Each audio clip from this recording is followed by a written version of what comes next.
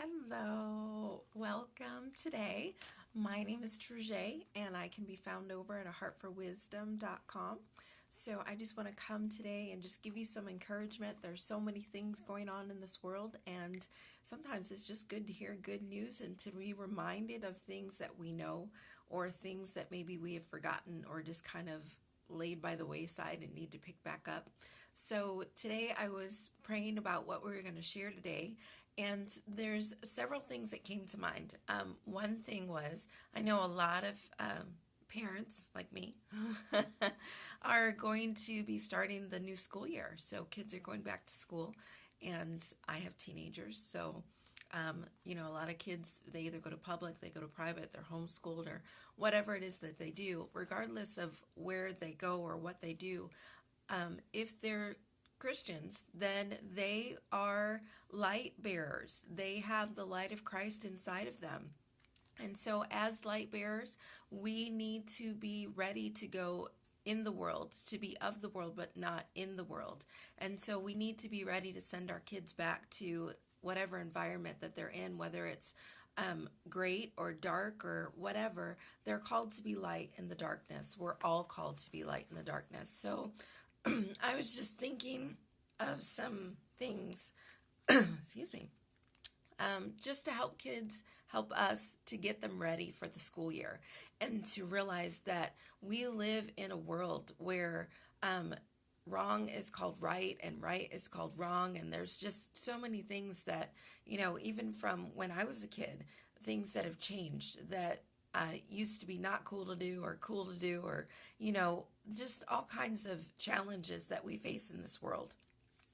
And so I want to encourage parents and I want to encourage kids as you're going back to school that Philippians says 2:12 and 13, it says, "My beloved, as you have always obeyed, not only in my presence, but now much more in my absence, work out your own salvation with fear and trembling.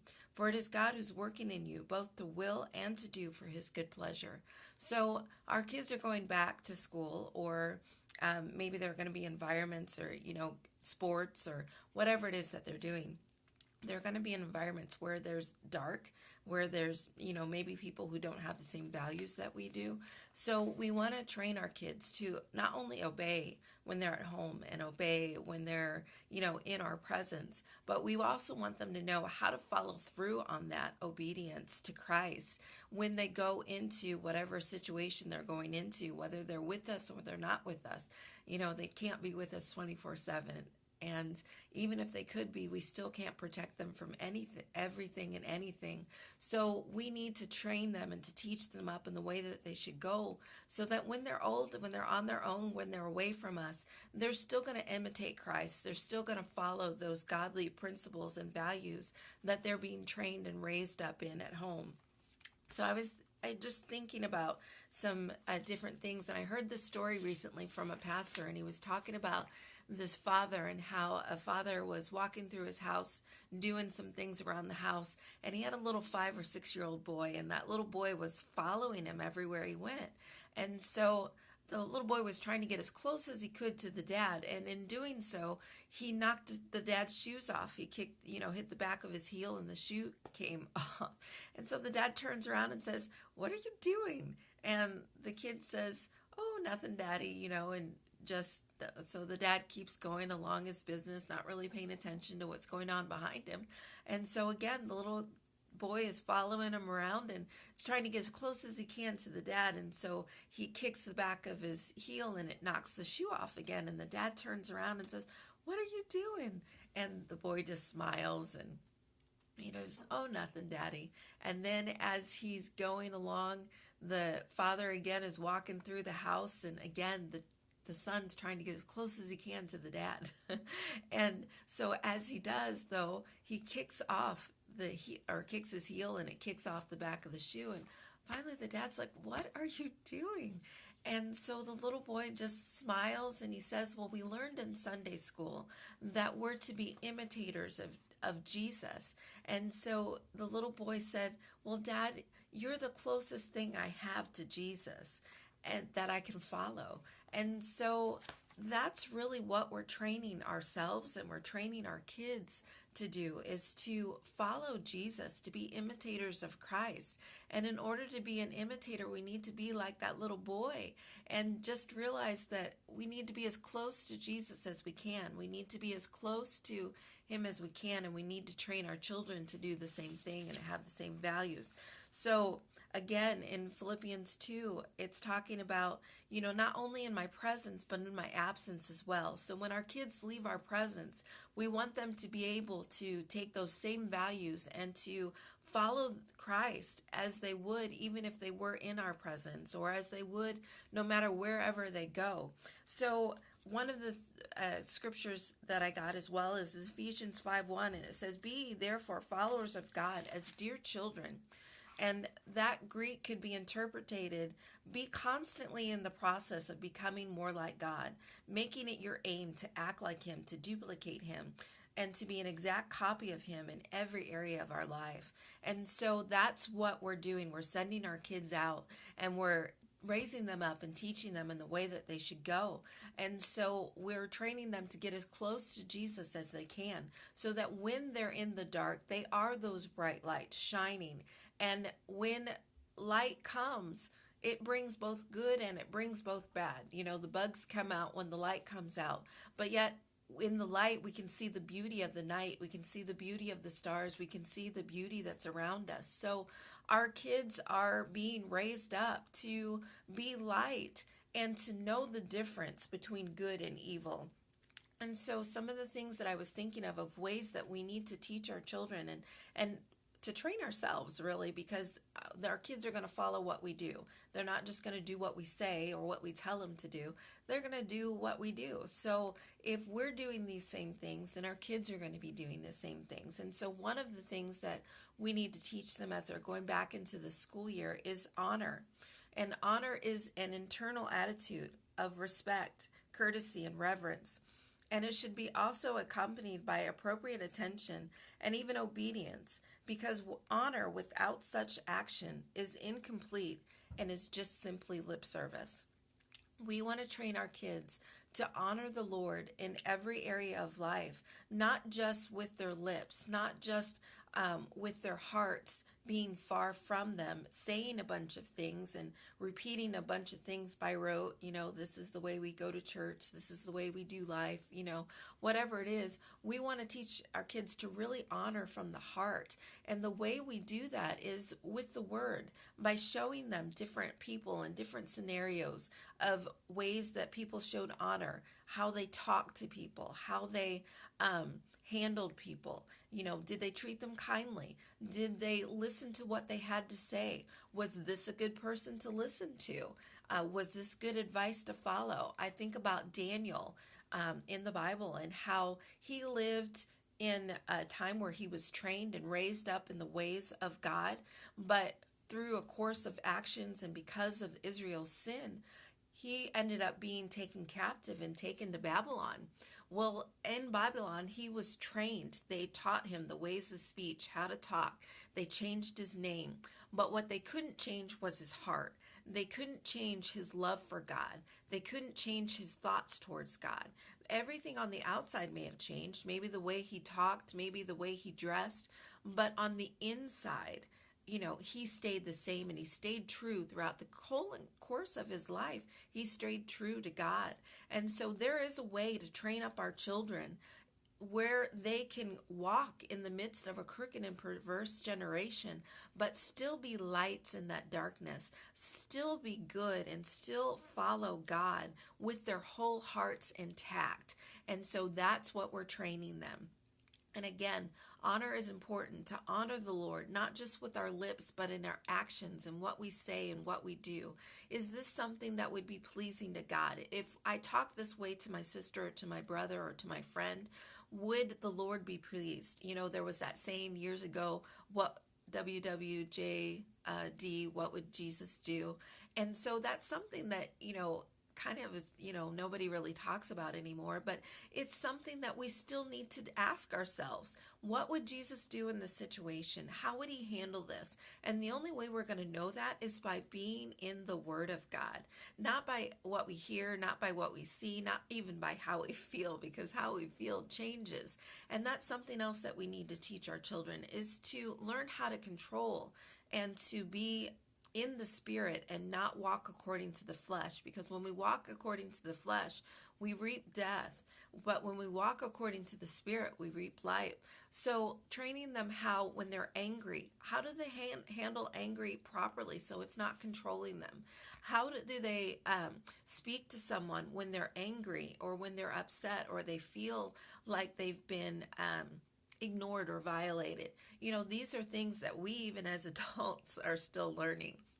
How to be kind, how to express our feelings, our hurts, our opinions, our, things, but with doing it in a way where it's seasoned with love, doing it in a way so even though if it may be a tough correction, we still value the person. We don't degrade them. We don't belittle them. And so that's another thing that our children need to learn.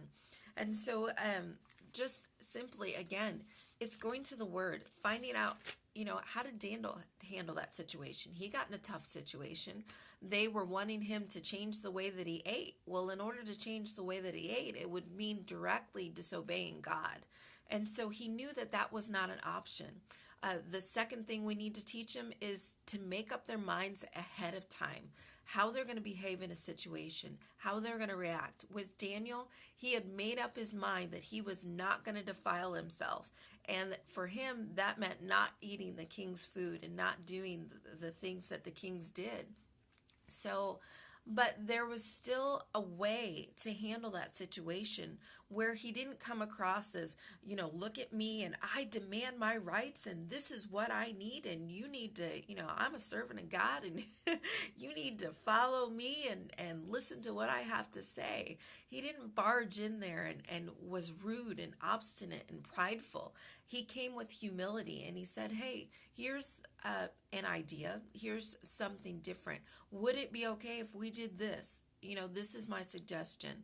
I just want to give it 10 days and let's try it and see which way is best. If it doesn't work, then we'll talk about it.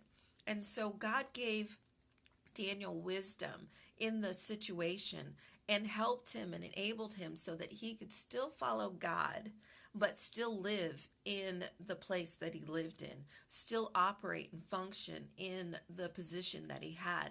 So our kids need to learn as they're going back, as they're living their everyday life, whether they're, maybe they're teenagers or college students and they're going off to college, they still need to realize there is a way to serve the Lord and there is a way to still be reverent and honoring, but not compromising your values or your beliefs and not disobeying God or one of his promises. And so there are ways to do that. And if we'll pray and seek him, God will give us wisdom. James 1:5. If we're lacking wisdom, we can ask. And if we're in the middle of a crisis situation, we can ask God for wisdom. Again, Daniel faced another situation where in Babylon, the King Nebuchadnezzar had a dream. And he was so furious and upset because nobody could tell him what this dream was. And he wasn't going to tell them ahead of time. They were supposed to be wise. They should know. And so they were killing the wise men left and right. And God gave Daniel wisdom. And Daniel was able to go in the midst of the king's fury and be able to give sound words that the king was able to hear in the midst of his anger. And it spared a lot of the wise men from being killed. And God gave him answers to his request. So God does want to help us in those situations. He knows that, we can't just spend 24/7 in our prayer closet.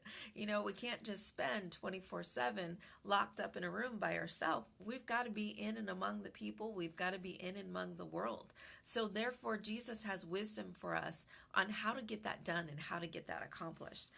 Something else is that, our conduct. We need to teach our children about conduct, the way we behave, the way we talk, the way we act. And 2 Corinthians 1:12 says, "We have conducted ourselves with godly sincerity and pure motives in the world, and especially towards you.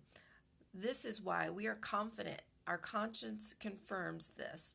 We don't act with human wisdom, but we relied on the grace of God." So even in our conduct, we need to teach ourselves and teach our children that we act with the grace of God. We act with the wisdom of God, not just how I feel, because how I feel may change in 5 minutes. And just like that King Nebuchadnezzar, he flew off the handle and was about ready to wipe off all the wise men in his presence. Who would give him wisdom? So sometimes, there's a rash decision, and anger can lead us to make some pretty irrational decisions. And so we're learning our conduct to be pure in motive, to be sincere, to be honest, to be true, that when we say something, that we actually do it. When we say something, that we actually are true. And if we miss it, that we're humble enough to say, "I'm sorry, I missed it. I'm sorry, I sinned. I'm sorry, I should not have said that." And to be humble, not make excuses. When we say, "Oh, I'm sorry, but so and so did this," or "I had a rough day," or whatever, then we're not really apologizing. We're just making an excuse, which is still a reason wrapped up in a lie. So we want to teach our kids to really just, "I'm sorry," and that's really all you have to say. And so the fourth thing that we need to do is our actions. 2 Corinthians 14:16, "Do all things without complaining, disputing." The Amplified says, "without grumbling and fault finding and murmuring." So our actions are important. Again, it goes back to that honor. If I ask, or someone in authority asks you to do something, we need to do it with a good attitude. And again, if it's something that it maybe goes contrary to the word of God, then we need to pray and ask for wisdom and how to handle that situation, but without complaining, without being rude, and without being disrespectful, that we may become blameless, harmless, children of God without fault in the midst of a crooked and perverse generation, among whom you shine and light as lights in the world. So that's Philippians 2:16. So again, our children are lights in this world. Their conduct, their actions, their words, their deeds, all of those speak very highly and reflect on the God that we serve, on Jesus, on his character, his nature. So we're training our children how to do this, how to walk in this, and training them up young, not waiting till they get older, because by then they're kind of set in their ways, and it's a little harder. It's not that it's impossible. It's just we want to catch it at the root while it's still small and we can pull it up, instead of when we have to get a bulldozer or something like that to get the root out. So we want to remember, again, Samuel. Samuel was a prophet in the Old Testament, and he lived with Eli and his sons. And Eli and his sons, the sons especially, they were wicked. They were horrible. They were just degrading and just totally against the things of God. Yet they were in a position of influence and a position of power. But Samuel, even in the midst of a perverse environment, loved the Lord with all his heart. So our children, regardless of where they go, they are lights in the darkness, and their hearts can stay pure even in the midst of that. They don't have to be tainted by the world. They can still stand strong. They can still be in love with God and draw people to them. And Samuel was one of those children that he just grew up in that environment. But your environment doesn't have to determine your destiny. You do. And so I want to say that again. Your environment doesn't have to determine your destiny. You do. So Samuel lived in the midst of that wickedness, but he kept his heart pure before God, and he stayed pure. And so we don't have to bring judgment on authorities who are wicked, because God will take care of that. Eventually, those sons were removed from their office. So by staying in prayer, by keeping our conduct, by keeping ourselves, and it leads me to the next point, is hold fast to the word. Teach them to hold fast to sound doctrine. Teach them to hold fast to the foundations that they were given. And it says that, that I can rejoice. Philippians 2:16. Hold fast to the word of life, so that I may rejoice in the day of Christ, that I have not run in vain or labored in vain. So we want to teach our children how to run this race with perseverance, run so that they'll be able to stand, so that they'll be able to be that light that God's called them to be.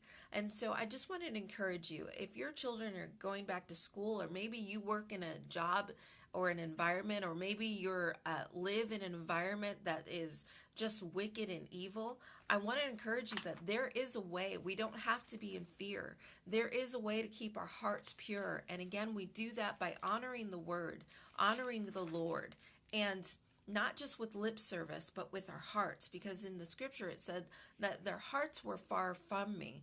And they honored me with their lips, but their hearts were far from me. So we don't want that for us or for our kids. The second thing is we need to make up our minds ahead of time.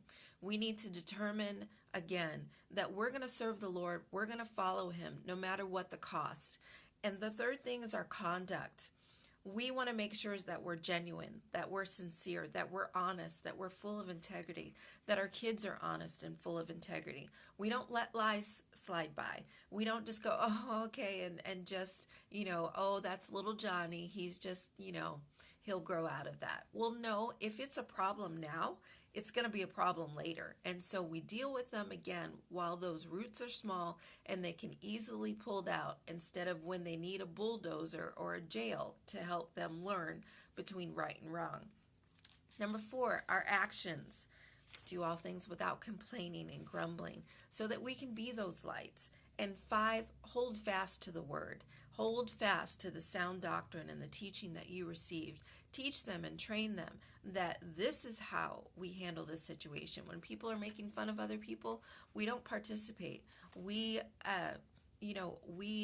ask God for words to speak in that situation. We speak life. We don't joke around speaking death. We use our words to build, not to tear down. So as your kids are going back to school, and as whether you're going to work or wherever you are, pray and remember these 5 things, and hold fast to what's true, what's pure, and what's lovely and of good report. And you're going to watch yourself shine as that light that God created you to be. So I hope you have an awesome day. I hope it's full of blessing. And I just want to encourage you that you are important, that you have value, and what you do matters. So thanks for joining me, and I hope you have a great, great day. We'll talk to you later. Bye-bye.